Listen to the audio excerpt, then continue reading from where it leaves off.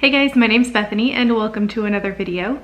Today we are going to be redoing my bookshelf. This is kind of a sneak peek behind us, this is already done, but I'm going to be taking you through what the old bookshelf looked like, taking everything off, organizing and putting it back on, and then at the end I'll give you a tour of what it looks like. Just want to give a shout out to my wonderful and loving husband for letting us downsize our DVD collection so that I could sacrifice the bookshelves to my books. And with that being said, let's head on into it.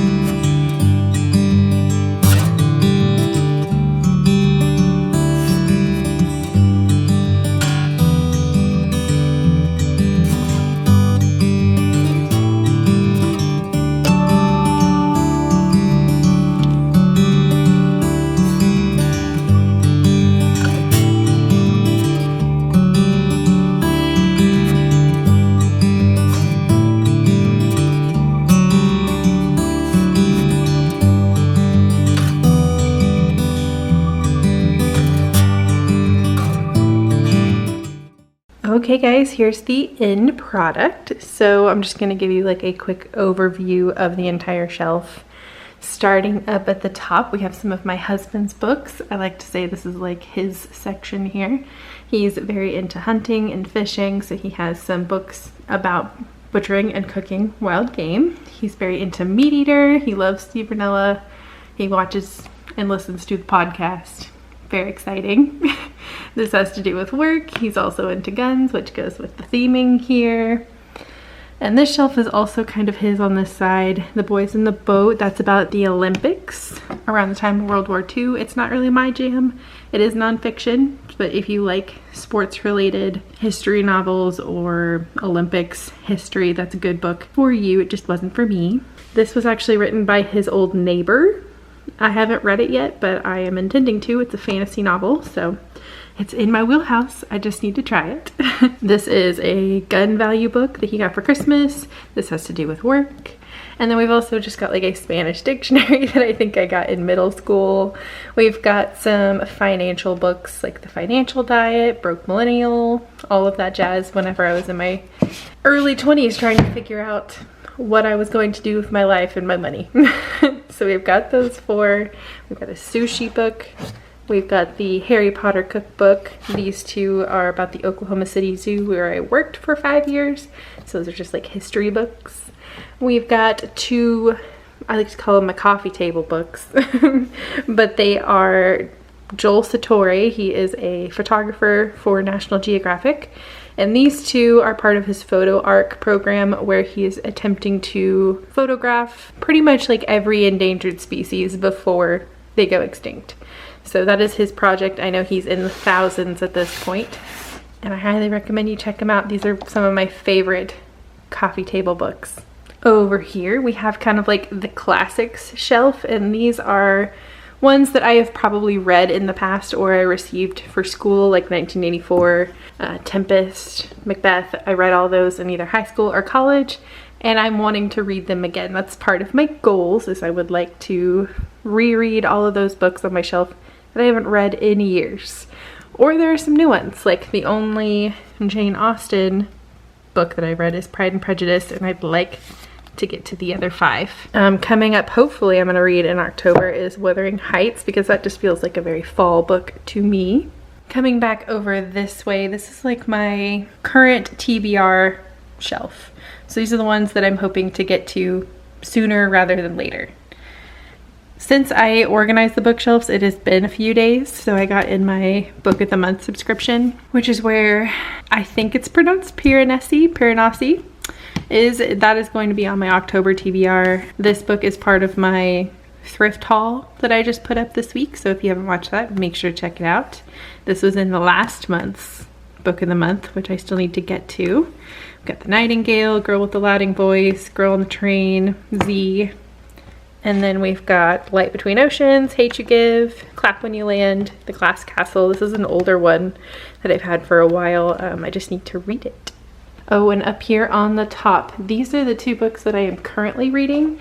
And whenever I'm reading hardbacks, I take off their covers, their dust jackets, so they don't get dirty. So I'm currently reading Transcendent Kingdom by Yaa Ghazi, and it is very good.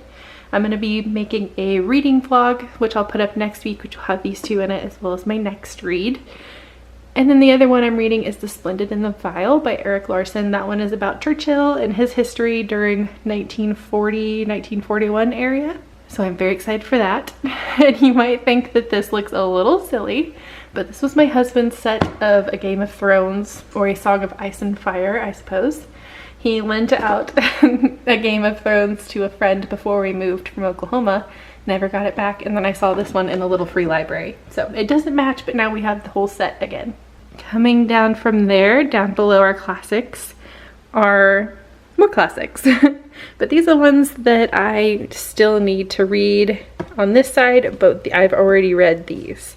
So Jane Eyre, these are just some like anthologies of Edgar Allan Poe, fairy tales, those, and like world mythology. And then the ones I've read this year are The Giver, Where the Red Fern Grows, The Outsiders, Midsummer Night's Dream, Brave New World, The Great Gatsby, and then Heart of Darkness, by Conrad, and then Maya Angelou, just a collection of her poems. Coming down from that, this is my book of the month shelf, the ones that I have read, as well as a couple of other adult fiction novels that I have already read as well. So we've got some YA, we've got nonfiction, we have memoirs, we've got fantasy, thrillers, horror, all kinds of really good stuff. And I do, every time I read a book, or almost every time, I put up a review on my Instagram, which I'll link down in the description if you're curious of what I thought of any of these books. Over here we have my collection of Harry Potter books. This is the